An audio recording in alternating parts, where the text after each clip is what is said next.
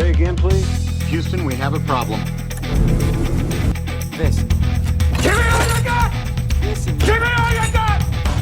swear me and my brother. I can tell you I don't have money, but what I do have are a very particular set of skills. Right now! I want to talk! You kill him! You kill yourself, you motherfucker! Give me back my son! Help! I didn't kill my wife!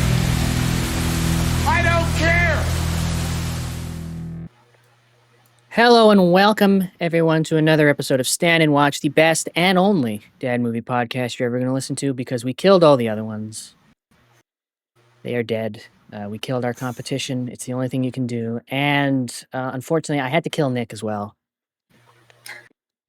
He wasn't cutting it.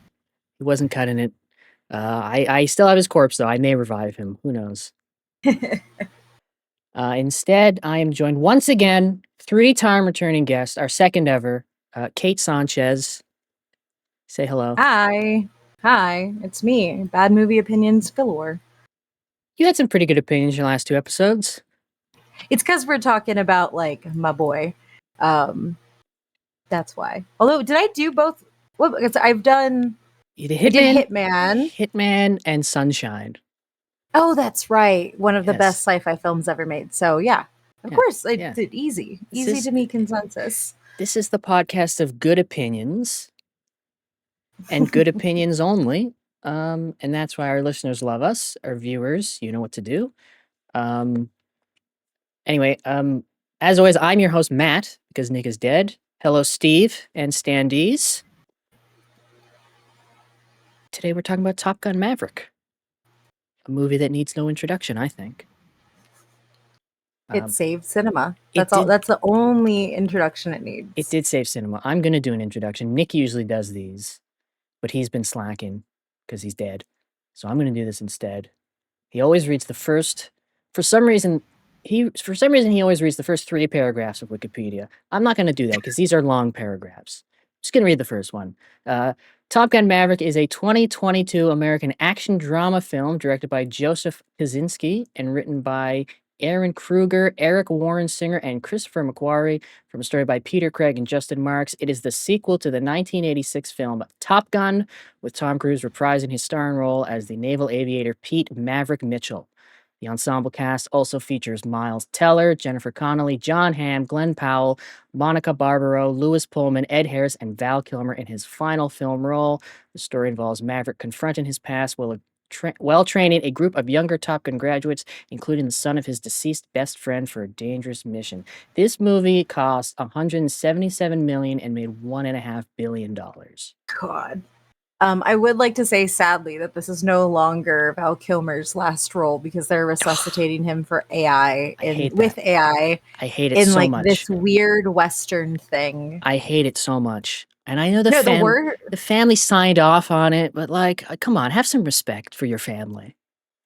Yeah, it's frustrating. It's frustrating, man. It's I'm very- gonna have to write something in my will that is like, when I'm dead, please don't resuscitate me I've unless I'm decided. wanting you, and record me with like the weird EMF and the man in the trip pants. You can bring him and put me on TV, but like I have to stay dead. Just my ghost. I've decided that my will is just going to be my lawyer reading out insults to everybody I know and then giving everything I own to charity. That's it. Nobody That's gets fair. nobody gets anything. You can't do anything with my stuff. And it's terrible because this is he's good in this. He is, and like what he acted through, and how he was forced to act because of what he was dealing with. He does the most with it, and I think there's something where like I think a lot of people are really down on Tom Cruise, but like that man, when he's gonna act, like, and if he knows that he needs to bring a little extra, he does it. Like the emotional like resonance between the two of them, fantastic. He's very good. Me and Nick did in one of our first episode. I don't know. It was like maybe our 6th episode. We did Collateral. And And I he- still haven't seen that movie. He has such good face acting in that movie. Like people's, oh, he's just an action guy. He's just a stunt. Tom Cruise is actually very good at subtle acting. Yeah, he really is. I mean, it was funny for my I have a BL podcast and we are covering Interview with a Vampire, And I had my friend watch that I recorded with watch Interview with the Vampire, the 94 movie, and Tom Cruise is the best part of that thing. Like, he carries it. Like, he read the book and was like, "This script sucks. I'm gonna be the perfect actor and the perfect Lestat." So I love that man. I know a lot of people say about that movie, wouldn't this be better if Brad Pitt and Tom Cruise switched roles? No, And look, absolutely not. I'm not the biggest fan of that movie, but I hear that said a lot. I'm just like, I don't think so. No, Yeah. so like, this is not an Anne Rice podcast, but I do think it does speak to like how much Tom Cruise dedicates to like the roles that he does, because that movie went through like the production ringer. They tried very hard to make it less gay, which is very funny because Tom Cruise did not get that memo and Brad Pitt did. He Sam Reed, who is currently playing Lestat in the AMC television show, looks and goes back to Tom Cruise's performance, and that is what he's matching in the TV show. That is how good it was, where everybody else has forsaken that movie because ultimately it's not that good. That actor who is now like everywhere and selling out concerts like for this show, it's based on Tom Cruise. Just, he's Tom, good at what he does. Tom Cruise is a guy who I 100% believe is probably evil, Yes. right? But at the same time, anytime anyone who's ever worked with him says, "Oh, he's the greatest guy ever," I also 100% believe it. I think like this is the big thing is like you cannot be a millionaire without compromising morals and or having just really bad morals and being a bad person. However, if with so much in this current era, if you treat somebody like shit on set, they will find out. Like, people will speak, it will get talked about. Tom Cruise, like, to this day, people still want to work with him. And like even Rebecca Ferguson, she was like, "Man, men suck on set. They treated me like crap." And people immediately, like, she was like, "No, it is not Tom. Don't you dare put that on Tom. It is not him." And I think that's important. Like, Yeah, like he definitely knows where that missing lady is. yes, But 100%. but at the same time, when I hear stories like, "Oh, he's the nicest guy in the world," I'm like, yeah, that also seems like it's true.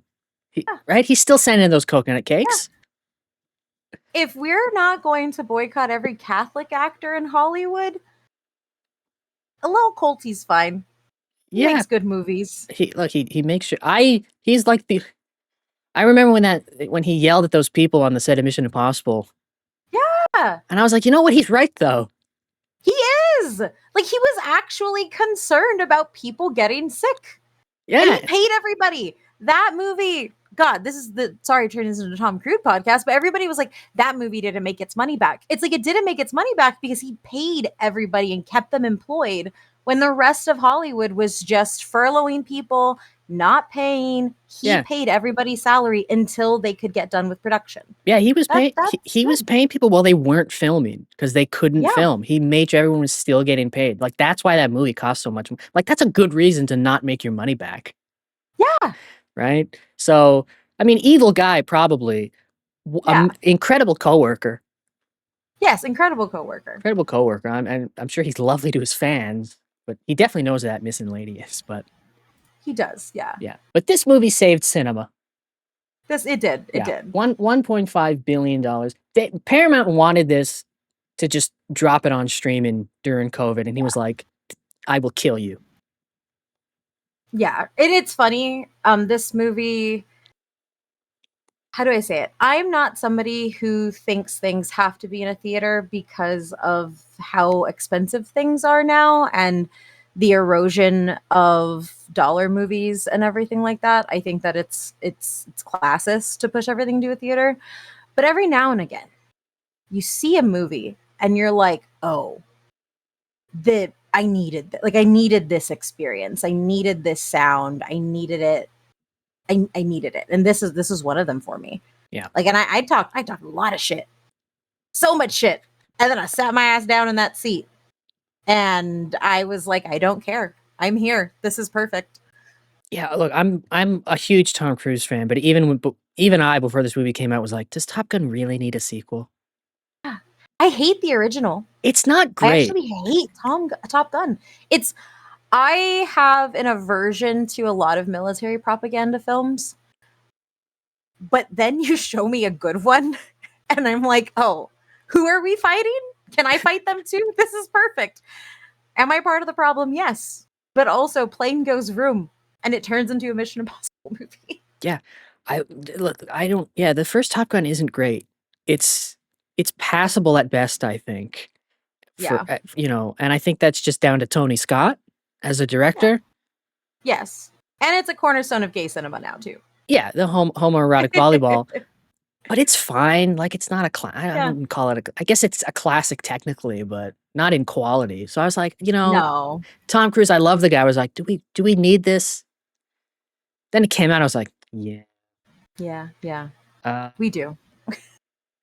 But before we really get into it, we need to do our dad-approved letterbox reviews. Which I forgot to grab one. Oh, no. That's okay. I'm the host. The onus is on me.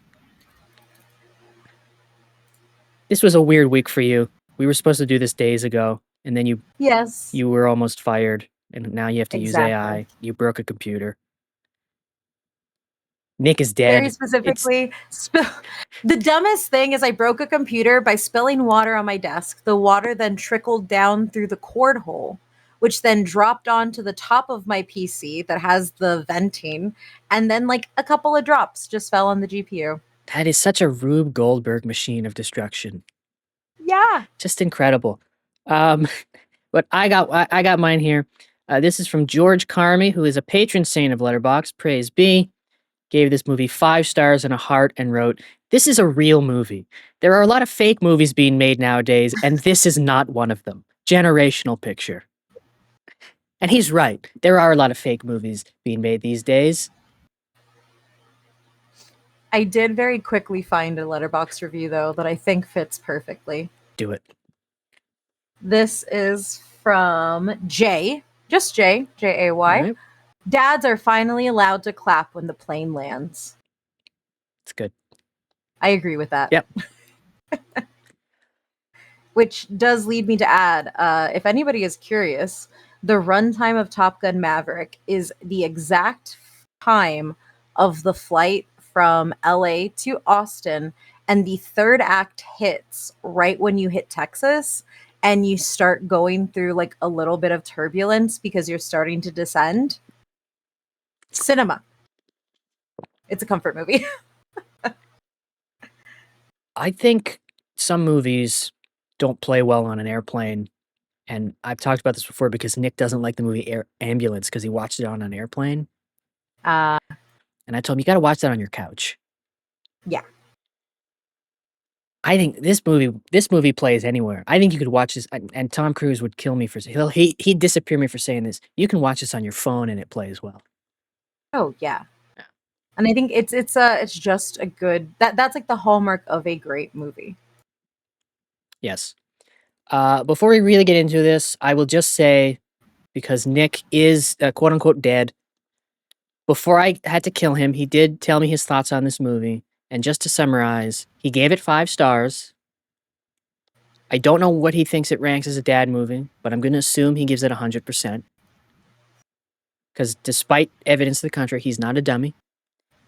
And his thoughts on this movie are that once he realized that this movie is about Tom Cruise saving cinema, that's when it clicked for him. And I don't know how long it took him. I clocked this watching this at the theater. I clocked this as soon as Ed Harris told him that his kind is extinct, and Tom Cruise was like, we'll see. I think for me was just, I didn't expect to fall in love with it. I thought I was gonna like roll my eyes and be mad. And I think my movie experience was probably one of the best ones because it was a theater with 6 people. It was me and my husband and a family of 4.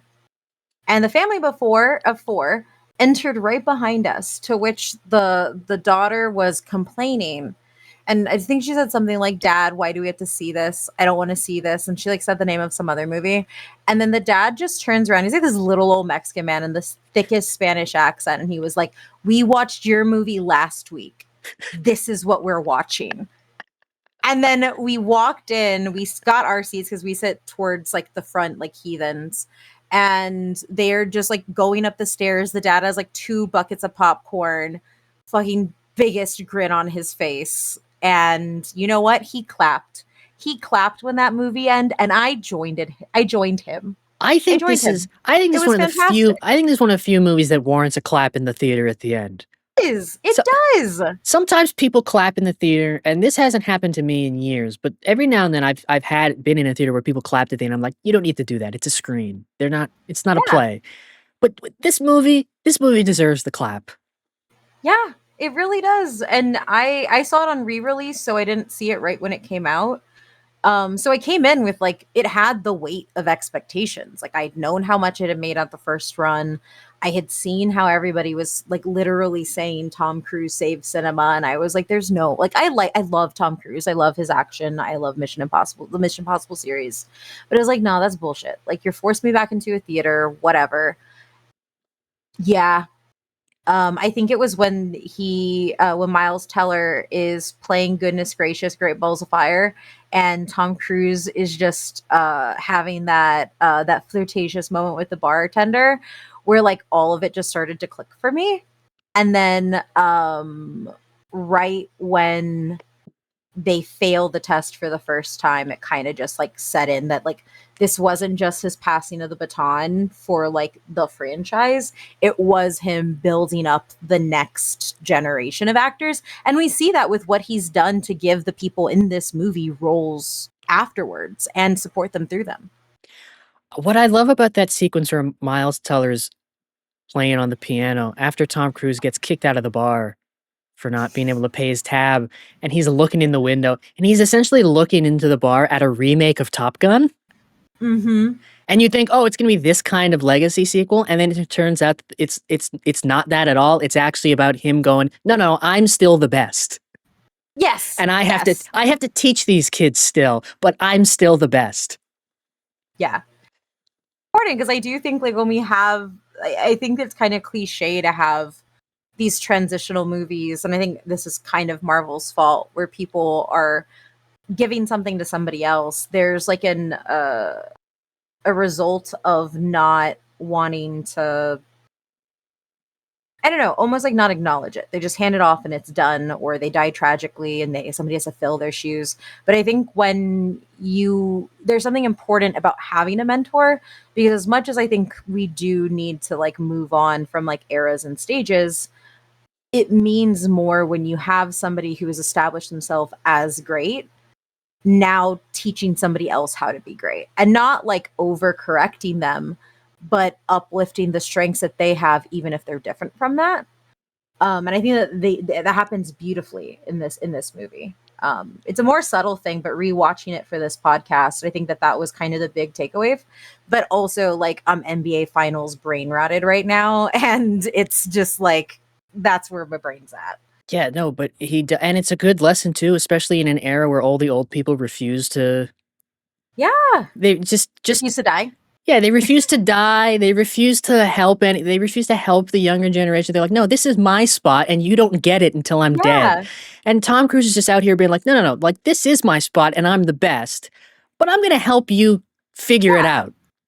Yeah, because it's very much like he knows that he is the best, but he also knows that like I think this was the movie that proved to me that Tom Cruise doesn't just like to see himself. Tom Cruise loves cinema. And I think that this was his attempt to keep it going. And I think that speaks louder than pretty much anything else. And I'm happy we have this, because the last Mission Impossible really sucked. I think what this movie really demonstrates is that I think Tom Cruise loves cinema more than anybody has ever loved anything. Yeah. And truly. And he acknowledges that, listen, at this stage, it's his cross to bear, but he has to prepare them. Yeah. Because this cast list Yeah, and Like, a couple of them. I think like one of them went on. I think he's in Marvel now. Although I don't know if that's a good thing anymore. Um, yeah. I mean, he's getting the bag, but one of the guys he put in Mission Impossible. mm-hmm. Glenn Powell is Glenn Powell, and Yeah. Jay Ellis is getting a lot of work right now. Manny Jacinto literally has been dominating a lot of spaces. He was in Star Wars, but he's been getting yeah, picked for a lot of roles. Tarzan. Greg Tarzan Davis is who yes, was in Mission Impossible. He's getting a lot more action work. uh, Danny Ramirez as well, who plays Fanboy. But yeah, like there's a lot of people that just move through, and I think it's really, and I think that this, like we talked about him being a good coworker, but I think that that's also why people have loved working with them, is because they have like a champion in him, if that makes sense. Especially because Hollywood is yeah, extremely nepotistic. yeah. Like you look at Glenn Powell, who was he was the big one to come from this. Yeah. Eat your heart out, Miles Teller. Yeah. Well, and Um, I like Miles was kind of already established too. yeah, he was established, but this kind of was, and I really noticed it on this rewatch that you can tell like this was supposed to be his big moment That's fair. of like he was an established as like a character actor and he had a couple of starring roles, but this was his like big coming out party as like a movie star. Like he's the only one of the recruits that gets like a special character entrance. They're all just in the bar in their uniforms. He pulls up in the parking lot. They don't show his face until he's in the bar. He's the only one in a different outfit. He's got the cool outfit, the Hawaiian shirt and the shades on. Yeah. He plays Goose's son. He's the code lead with Tom Cruise. He gets the Great Balls of Fire song. And what must it feel like to be Miles Teller and have all of that, and then you show up to work and Glenn Powell's there? Yeah. Just not fair. Yeah, actually, because so if we look at Miles Teller's, yeah, you're actually very right. Because Miles Teller does Spiderhead, which is a Netflix dud. The Gorge, which was an Apple TV dud. Yeah. Eternity, which is a pretty good movie. A24, it's fine. And then the Michael Jackson biopic. The one that ends it before anything can possibly happen. Yes. Who And knows? then Maybe in a sequel. and now you have Glenn Powell, who's just picked up the dad movie mantle. Yeah. Running Man, Twisters. Yeah, I mean, and I know, not all of his choices have been box office smashes, but he's just Cat going Powers. from picture to picture, genre to genre. Just people, Mhm. he's the big star of this. And again, like Miles Teller gets this big, like star making like character introduction, and you're like, yeah, but that guy's more charismatic. It's that jaw. It's that jawline and that really nice hair. Just, I think we talked about this on our Hitman episode too. He just sucks the charisma from everybody. He does. Right? Yeah. He just walks in he's a room and it's all his. He's a black hole. Like that's like it was actually, and it's funny because this is starting to become a problem. I think at least in some of the movies that he's been doing that are a little bit like slower, like How to Make a Killing and stuff like that. Like I think he has so much chemistry and it showcases really well in Top Gun Maverick. Like I think that's when you can tell that like this man will pass a chemistry test with anybody, because there's not a single person in Top Gun Maverick that it's just not an immediate vibe. But I think now like the burden, the glorious burden of having all the charisma and overshadowing everybody is quite insane, because I think the only person that I think hasn't been just swallowed up by the Glenn Powell charisma is Coleman Domingo, but that's Coleman Yeah. Domingo, so his own black hole of charisma. Yeah, as a game show host, no less. Yes, exactly. Yeah, and I think he's got so much charisma that he will have chemistry with anybody. Like he has so much charisma that if his partner doesn't have charisma, he'll make up for it. Like anyone but you. Right? Yeah, and there will be chemistry there. But I always I always say, and this is a wrestling reference, but I always say that Glenn Powell's the Shawn Michaels of that movie, and Sydney Sweeney is the Marty Jannetty. I don't know what that means. The wrestling fans listening will know, but they were a team, and Shawn Michaels became a big star, and Marty Jannetty faded into obscurity. Oh, yeah, that makes sense. And I always say that about anyone but you because, and Glenn Powell's had some some box office duds, but, he hasn't had like a Christie.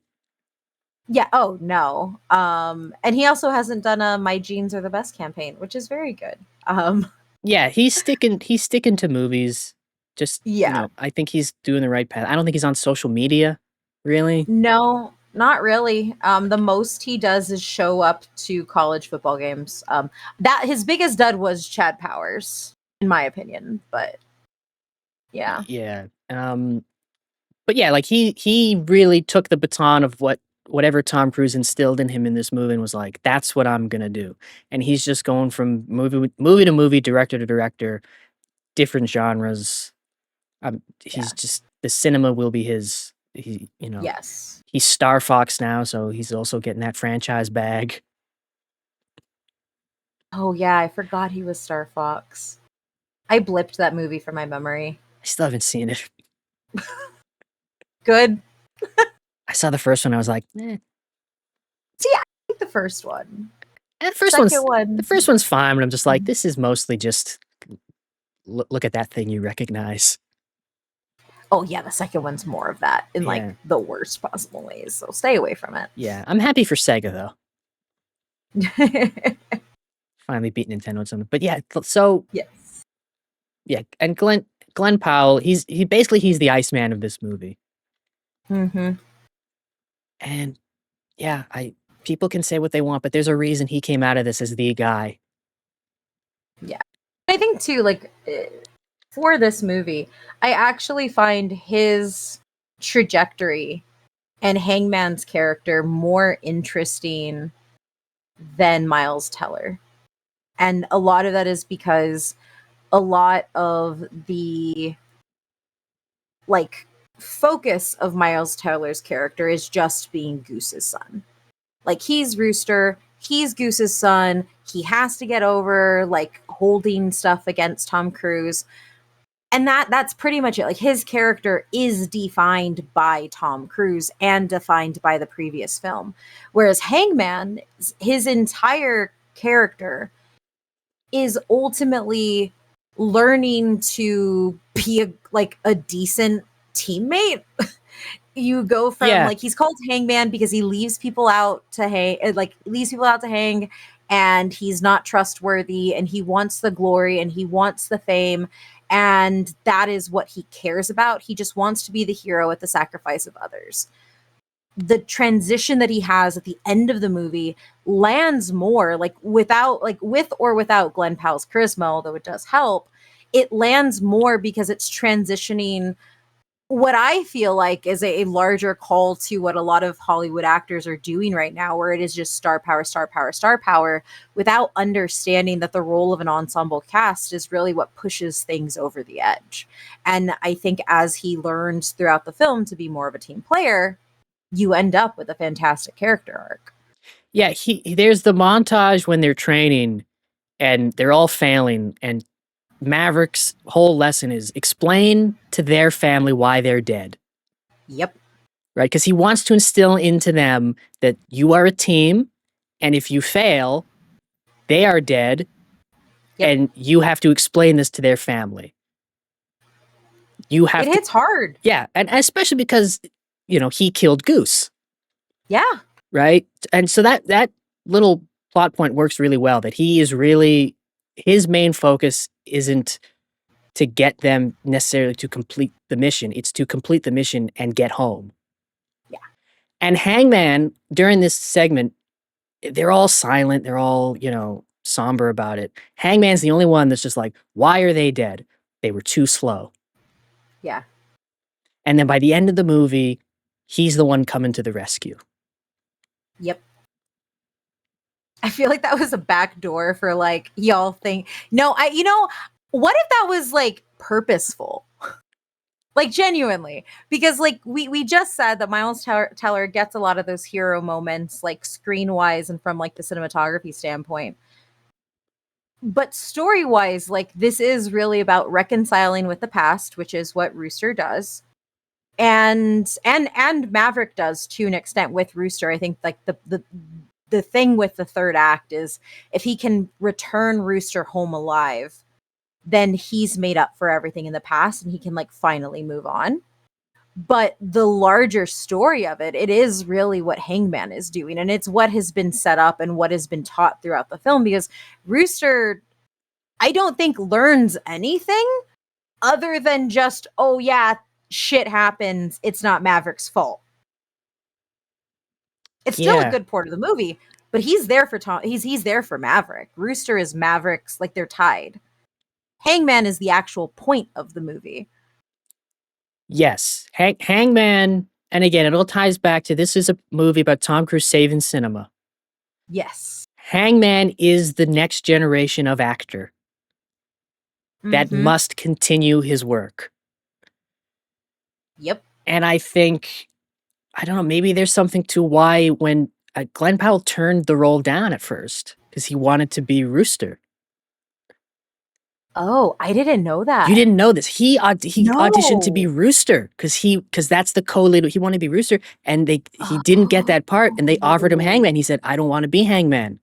And Tom Cruise came to him and said, "Listen, I really want you in this movie. Why don't you want to be Hangman?" And he said, "Well, I don't know. I want to be Rooster. It's not, it's not that big, a role or whatever. I don't know the exact specifics of what he said." And Tom Cruise said to him, "How do you think I choose my movies?" And he goes, "You choose great parts." He goes, No, I choose great movies and I make the parts great." That's amazing. Also, back to what I said about Lestat. That man did that. That man did that. And that's insane though. Like, and if you look at Tom Cruise's filmography, and that's right, there's not a. I mean, you can say there's a couple of duds in there. That man's never given less than 150%. No, he is trying to make cinema, and I think it's the fact that, like, regardless of the role, he's going to put his entire self into it. And he's going to treat it with respect, whether it's small, whether it's big. Yeah. And that's Hangman. Yeah. I think damn it all ties back. Oh, this was supposed to be Miles Teller. It's like, well, actually, I think he did some 4D chess here. I think, I'm starting to think Tom Cruise knows a little bit more about making movies than everybody else. Yeah. Just a little bit. Yeah. Just a little bit. Maybe that lightsaber fight he directed is going to be good. Wait, what? You didn't hear this? Oh. Apparently he just randomly showed up to the set of that Star Wars Starfighter movie and directed a lightsaber fight. Like, he grabbed the camera. He was the camera operator just because. I had no intent to ever see that movie. Now I want to. Yeah, there's just one action sequence in it, directed and a camera operated by Tom Cruise.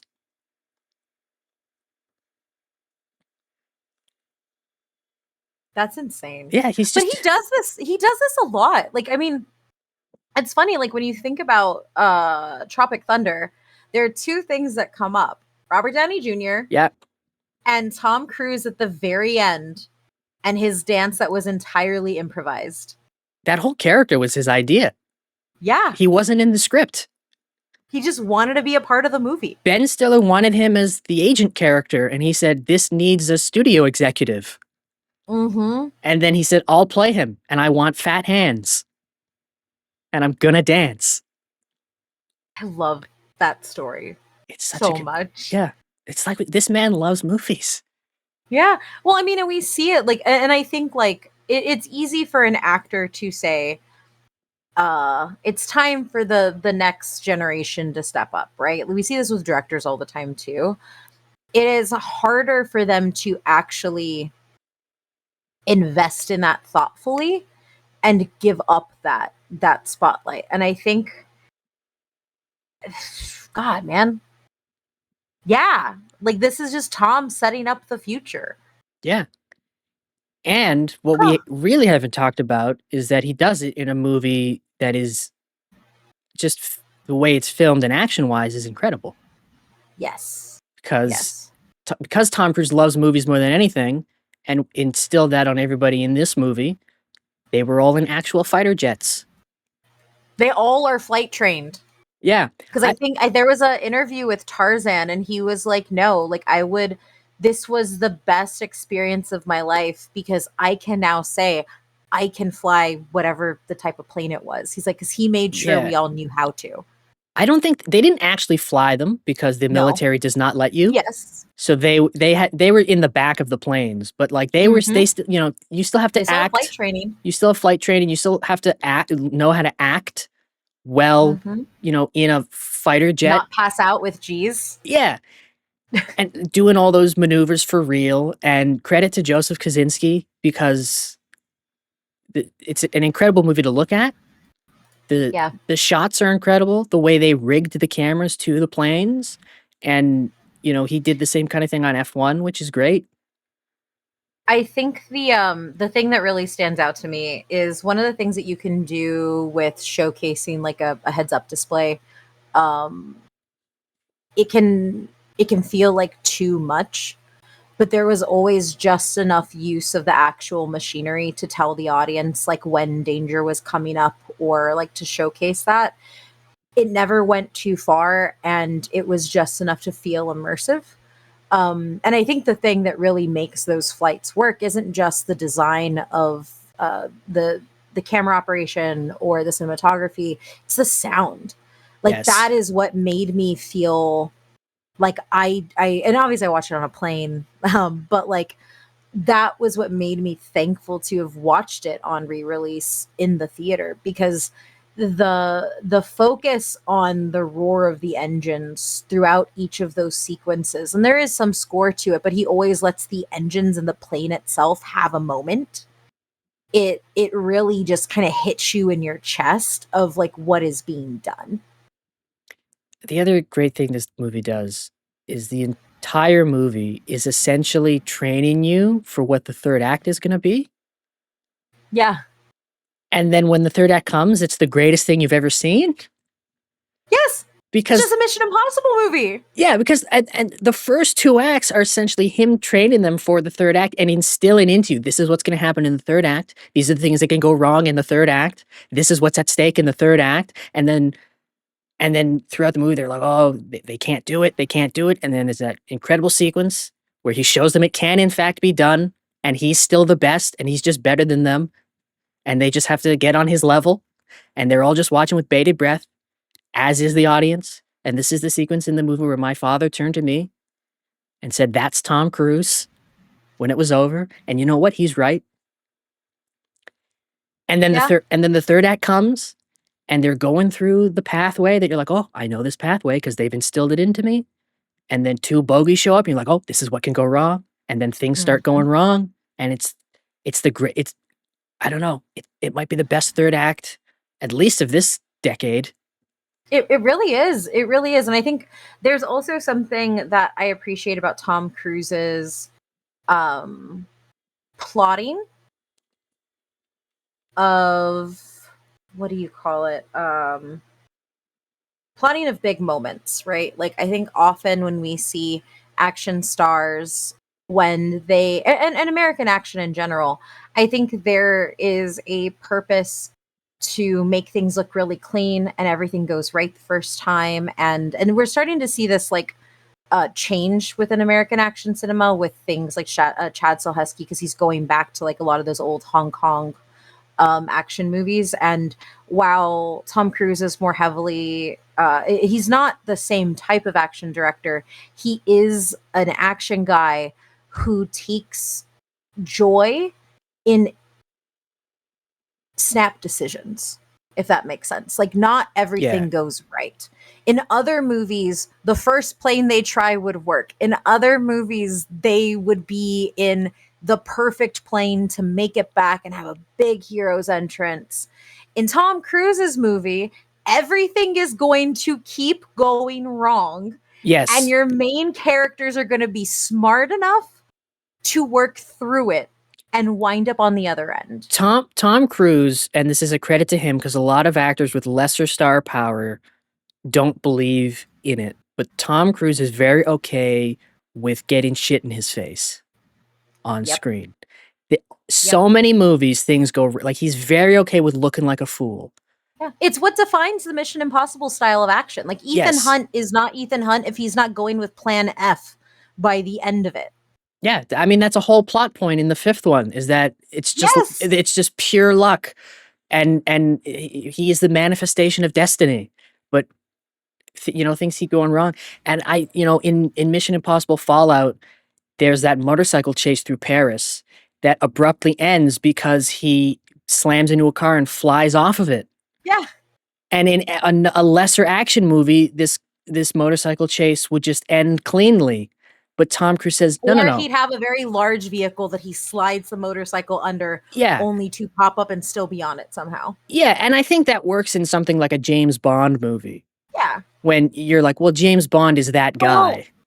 So this is the thing, and I had because of 007 First Light being out, I had a conversation with somebody who was frustrated with the combat in the game because the combat is very forward momentum building, and I got to interview the developers about that, and we talked a lot about the combat there.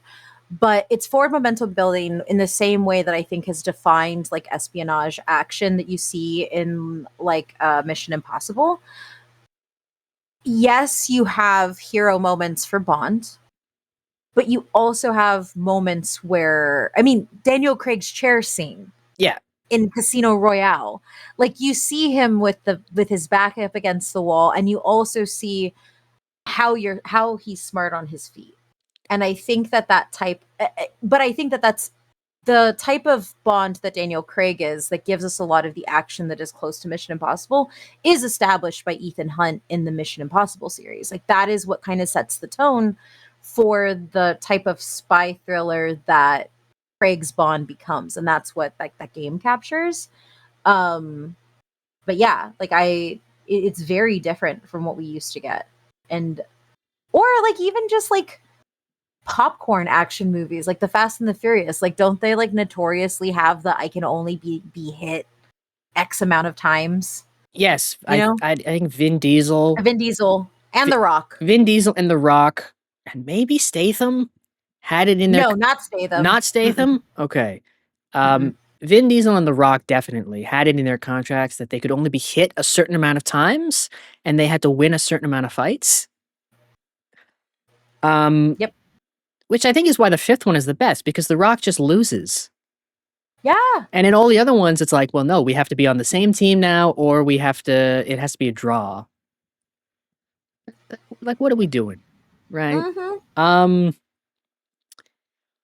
But yeah, Tom Cruise is very okay with just, you look at his filmography, Mission Impossible, I mean, Ghost Protocol, all the gadgets fail throughout that whole movie. And they have to figure out how to do it. Fallout, he's always getting, he's getting thrown around. Is Ghost Protocol the one with the Burj Khalifa? Yes. Yeah. And even in his other movies, like there's a scene in American Made where he just crashes a plane in someone's front yard, and he rides away on a tricycle covered in cocaine. And you're like lesser stars are like, I don't want to look like a fool. Yeah.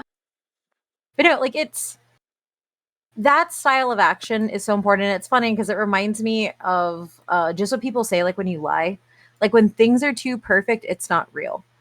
The type of crazy shit and crazy stories that you have, they're even like me talking about what happened to my damn GPU. Yeah.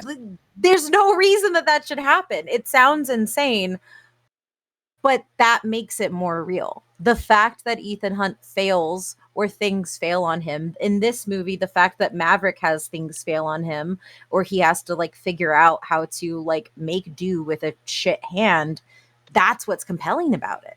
Yeah. He gets shot down in enemy territory. They find a plane to escape, and it's a fucking old F-14 from Vietnam. Not everything in it works properly, including the guns. Yeah, including the guns. Kind of important. Yeah, the guns don't work properly, so they just have to use the machine guns. It runs out of ammo. The ejector seat doesn't work. the break, he can't slow it down, so he needs to like hope that the big bands that catch it when it lands on the carrier are actually going to hold at the speed that he's coming down on. Yeah.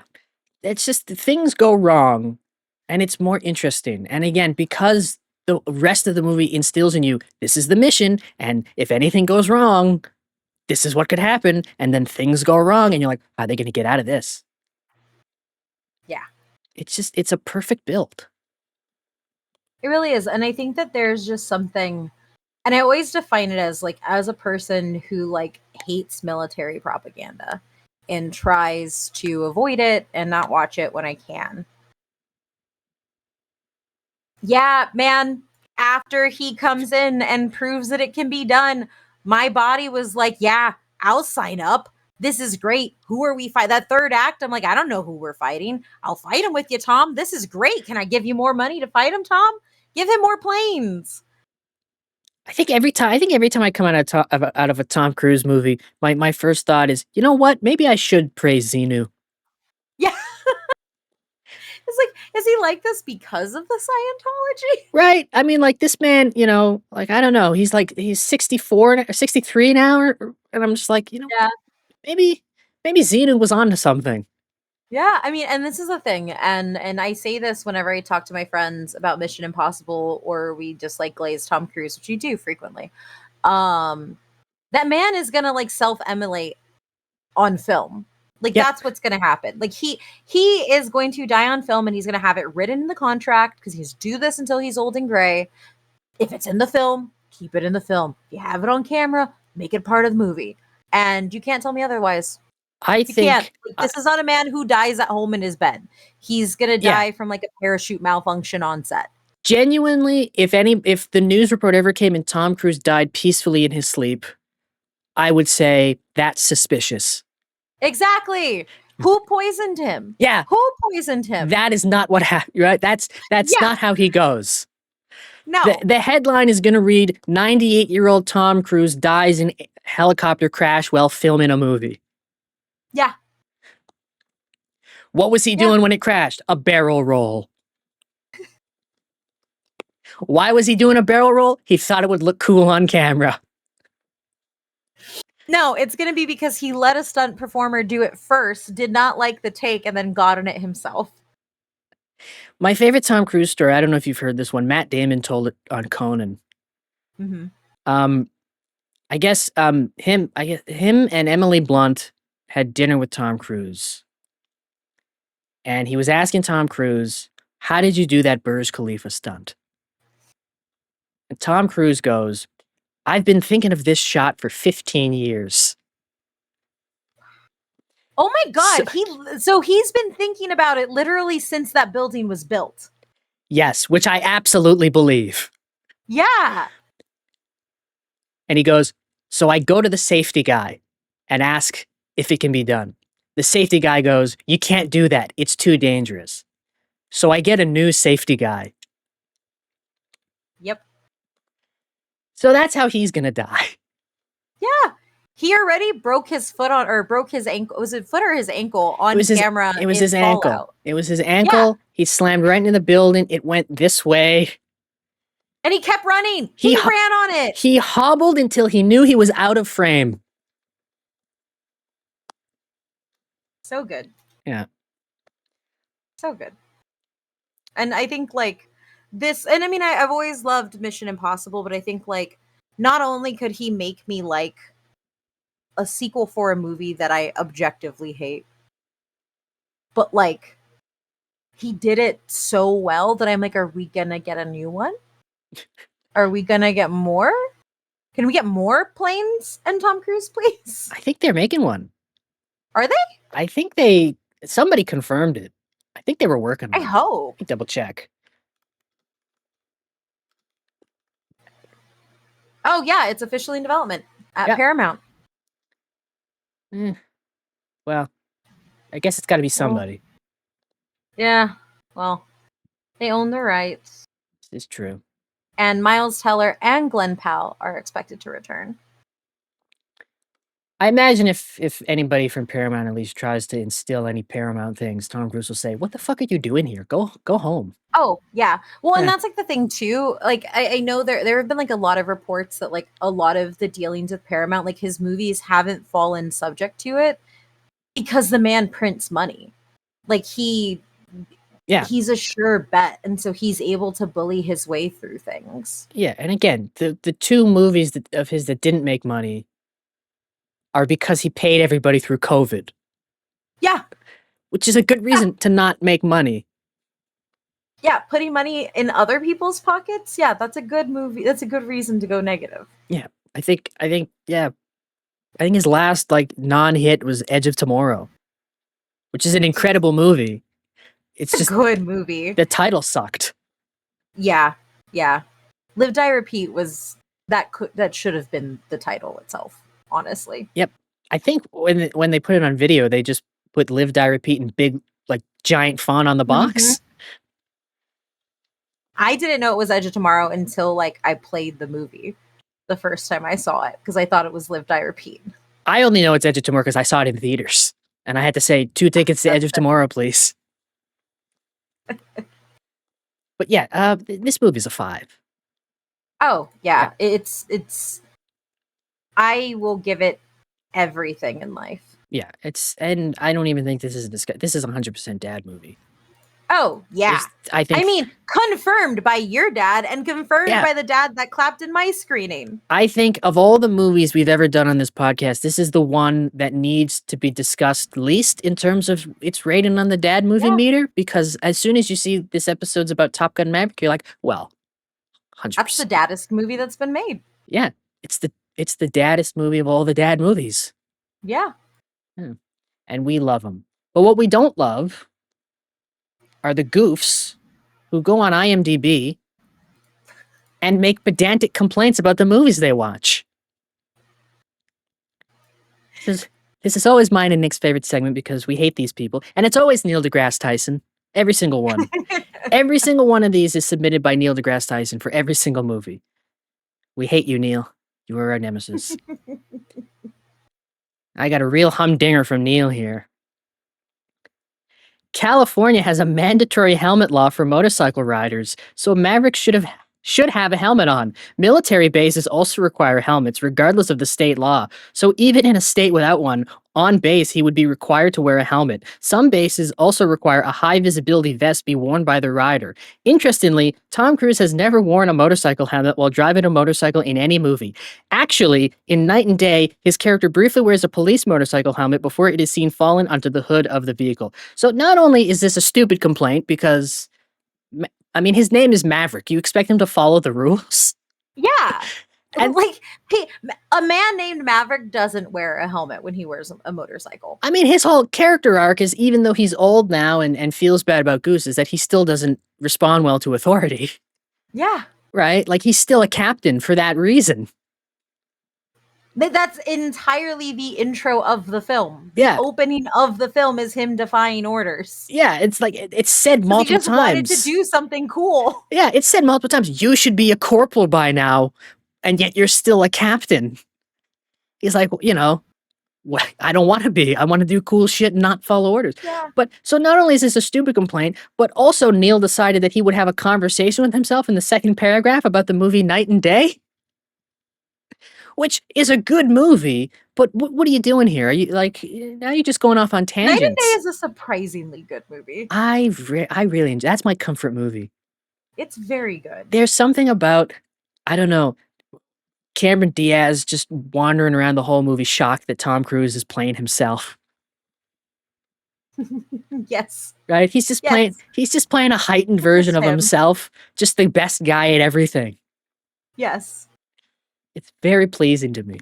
Anyway, fuck you, Neil, and fuck the 115 people who found this helpful. I think the one for me that I like from the Goofs page is this really dumb one where somebody's just talking about the order in which they blow things up. Oh my God. So tomahawks were launched to destroy the enemy airfields, yet no attack was made against the SAM sites. Even if the aviators flew low, taking out Sam's sights would still be required and would not have resulted in Maverick shooting down. Well, what, did you go on this mission?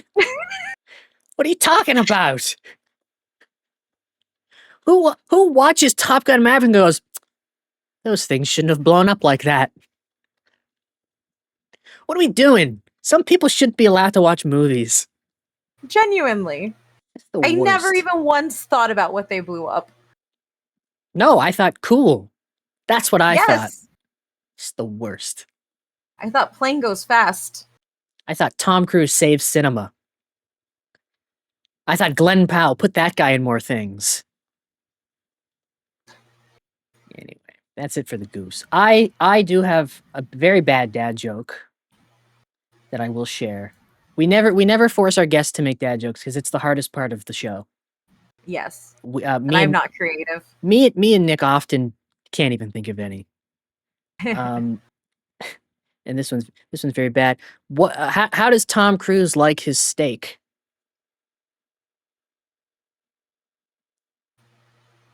I don't know. Dun dun dun dun dun dun. Oh my god. I'm not proud of it. Yeah. I'm not proud of it. But a joke had to be made. All right. All that's left. This is Nick's favorite. This is Nick's second favorite part of the show. I must spin our movie wheel to choose the next movie. You cannot see this wheel, unfortunately, because OBS doesn't allow that. But this is our first episode of this current wheel, so I will just very quickly list off all the movies people can expect this season. We have Bottoms, Monty Python and the Holy Grail, The Man Who Would Be King, Resident Evil 2001, True Romance, Orange County, Salt, Interstellar, Inception, Running Man 2025, Without a Paddle, The Long Walk, Emergency 2022, Hard Target. We have a double feature of Furiosa and Fury Road, Running Scared, The Truman Show. Did I miss any? Oh, Ransom, Michael Clayton, Magnolia, and Witness, and another double feature of Mean Girls and this is cut off from my wheel. Hang on. Nick put too many movies with long titles. I think it's John Dies at the End. Or it's either John Dies at the End or John Tucker Must Die. I don't Probably know. John Tucker Must Die. I don't know which of those pairs well with Mean Girls. John Tucker Must Die. And if it's not that one, I would do a switch. This was Nick's choice. My double feature was Furiosa and Fury Road, but that's fair. Nick, I hope it's John Tucker Dies at the End. Nick has been known to make very poor movie choices. It is John Tucker Must Die. Okay. And and Joyride. Joyride's fantastic. And There Will Be Blood. That is the wheel. I think I named them all. You, I believe, will be coming back for the Running Man. Oh yeah, as noted Glenn Powell scholar. Yeah, you're our Glenn Powell expert. You're the guy we call when someone tries to pawn off something Glenn Powell related. We go, hang on, let me call our Glenn Powell expert. I still have yet to see him at a football game, but hopefully this season I will. He goes to Texas games, right? Mm-hmm. Yep, and he goes to the Alumni Center where I also tailgate because it's unlimited drinks. Well, law of averages. One day. Surely you'll run into him eventually. One day. Spin this one. He just needs to stop making movies as fast as he does because he's always busy. He's always been good for him. Spinning the wheel. What are we watching for episode 2?